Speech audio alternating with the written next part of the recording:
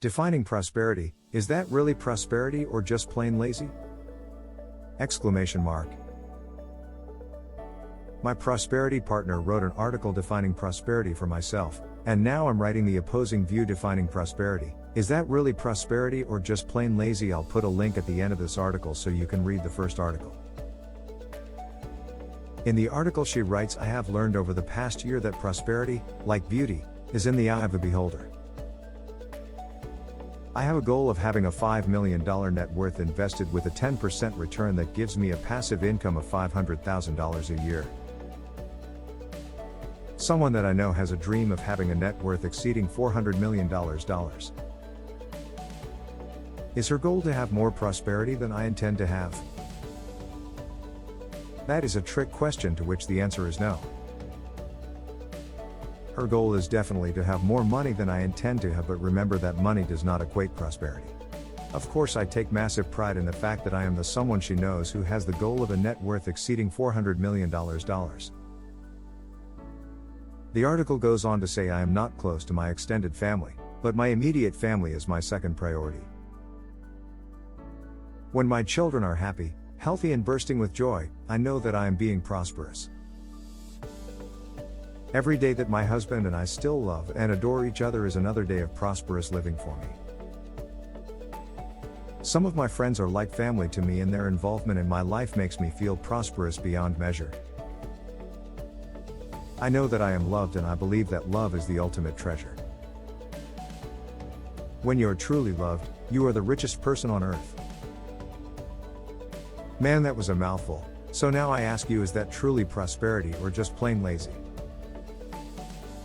Since when does being prosperous involve how others feel and interact with you? So does that mean one isn't prosperous if all the friends left and the children are unhappy and your spouse decided to not have 2 a.m. conversations with you and no one loved you? That is her measure of prosperity, isn't it? So you remove all those things and the prosperity is now gone, right? The world is filled with creative energy, and while I'm all for the concept that everyone is entitled to whatever they want, and that we should allow each person to want whatever makes them happy, I'm also for the concept that most people in society don't aim very high because they are afraid of failure. Now, to have enough creative energy to create or attract $5 million, anyone can do that. But how much creative energy does it take to attract or create 400 million? We grow up in an environment where we set the bar really low on what we can or will achieve, just in case if we don't make it we won't feel so bad. Most people in society want nothing more than a 9-to-5 and to retire with a 401k.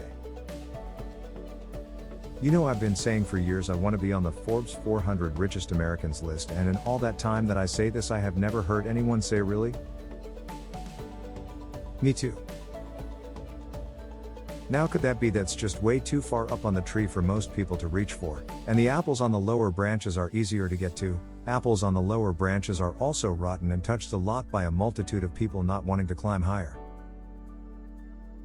We grow up hearing how love is true wealth. Who fed us this diet of foolishness? And the person who fed us this diet, are they truly prosperous? Don't get it twisted, people. Stop finding excuses to cover up your not wanting to reach for the sky. Go ahead and say it. I'm too lazy to actually want a huge boatload of money, and I don't really believe I can have it anyway, because for me to want a huge boatload of money would entail me actually trying at something, and maybe I'll fall flat on my face. So I ask, is it truly prosperity or just plain lazy? Exclamation mark.